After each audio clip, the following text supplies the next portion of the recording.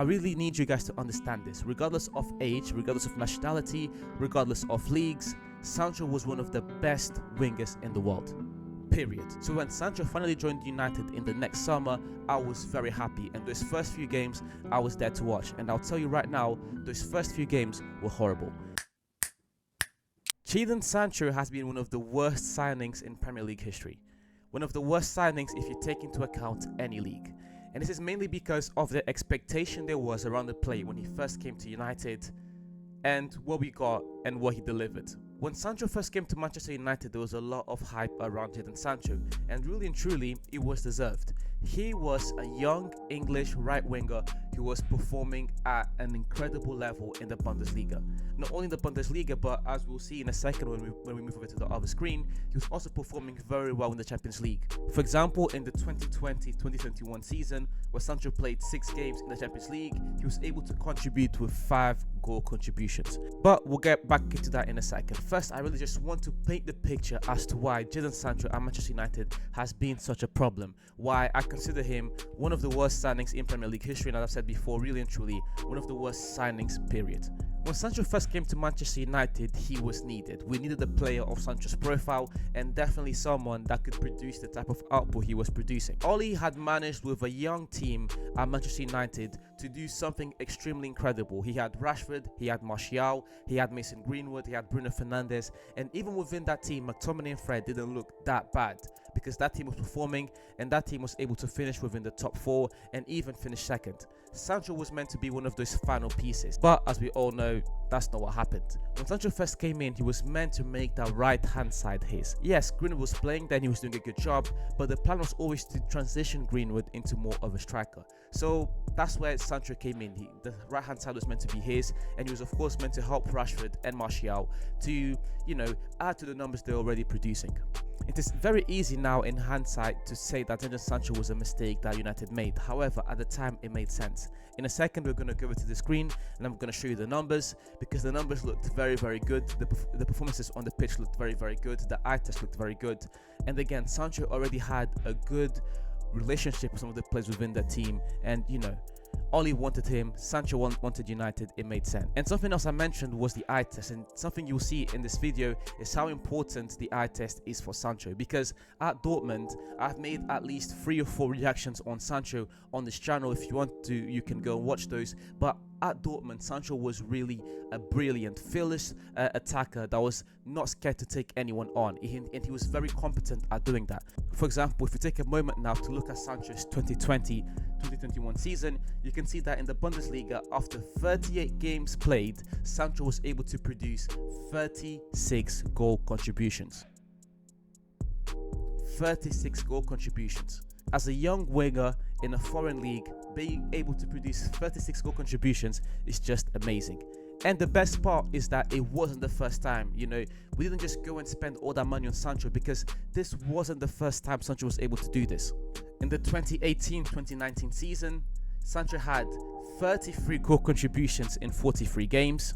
And in the 2019-2020 season, Sancho had 40 goal contributions in 44 games. I really need you guys to understand this. Regardless of age, regardless of nationality, regardless of leagues, Sancho was one of the best wingers in the world.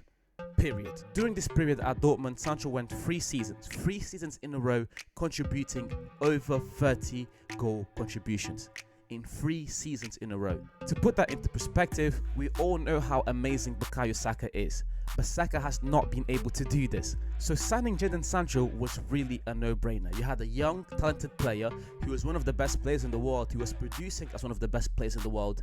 So, dropping all that money that we spent on Sancho was a no-brainer. However, the truth about Sancho came out very quickly. Whether you think Sancho underperformed because of the environment, because of the coaching, because of some internal problems he had, the truth of the matter is and was that he wasn't good enough. Sancho he just wasn't good enough. And again, even when you put into perspective the eye test, Sancho's eye test massively dropped. I remember watching Sancho in the first few games when he first changed United, because I was so hyped. The summer before, I remember staying up all night waiting for deadline day, because we were sure that we would sign Sancho. but we didn't. So when Sancho finally joined United in the next summer, I was very happy, and those first few games I was there to watch, and I'll tell you right now, those first few games were horrible. Sancho was no longer the electrifying winger that I talked about at the start that was able to beat defenders at will. Sancho was a shell of himself, and it showed on the pitch. As we can see now, in the 2021-2022 season, Sancho's first year at Manchester United, he produced 8 goal contributions in 38 games. 8 goal contributions in 38 games. That's not even half of what he was able to produce at Dortmund. Now, you can always point to things like the fact that Manchester United were not as good as a team, the fact that Manchester United were a dysfunctional squad and club, and there were a lot of holes to be plugged in. However, with Sancho, it was something more. He just wasn't performing to the highest level anymore. And within the next 2 seasons, we would see more of the same. In the 2022-2023 season, in 41 games played, Sancho only managed to contribute with 10 goals. Last year, when he had that problem with Ten Hag and he was sidelined for a big portion of the season, even then, he was only able to contribute with 6 goal contributions in 24 games.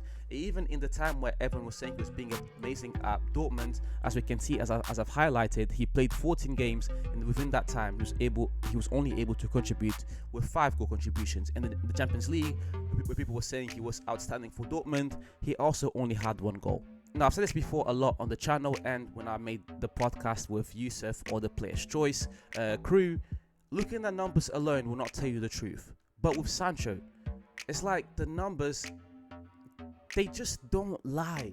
With Sancho, the numbers don't lie. The story is there. We just looked at 6 years of Sancho's career, where at Dortmund, he was a player that was able to contribute to 30 goal contributions year in and year out. He was able to do it for 3 seasons in a row with no problem. But then he came to United, and it's like the pressure got to him. Now, something I want to highlight in this video is something I really want to highlight in this video is I may have titled the video Sancho a complete failure, but we know the name of the business. I had to get away to get you guys into the video and to watch this. I still feel like Sancho can turn it around, and he's shown it in the past that he can be that talented player. However, I feel like Sancho has a massive problem when it comes to consistency and when it comes to performing at the highest level when the stakes are the highest. The problem that Sancho now has is that if he doesn't begin to perform at the level that he's meant to be performing at, a lot of teams will just give up on him, and that would be a massive shame. It will get to a point where top teams will no longer favor Sancho or give him the benefit of the doubt. If Sancho doesn't perform well at Chelsea, this may be his last chance. But anyways, guys, thank you very much for watching the video to the end. You're much appreciated. Please leave a like, comment, subscribe, share. Do all these things to please help me grow this channel, and I'll see you guys soon.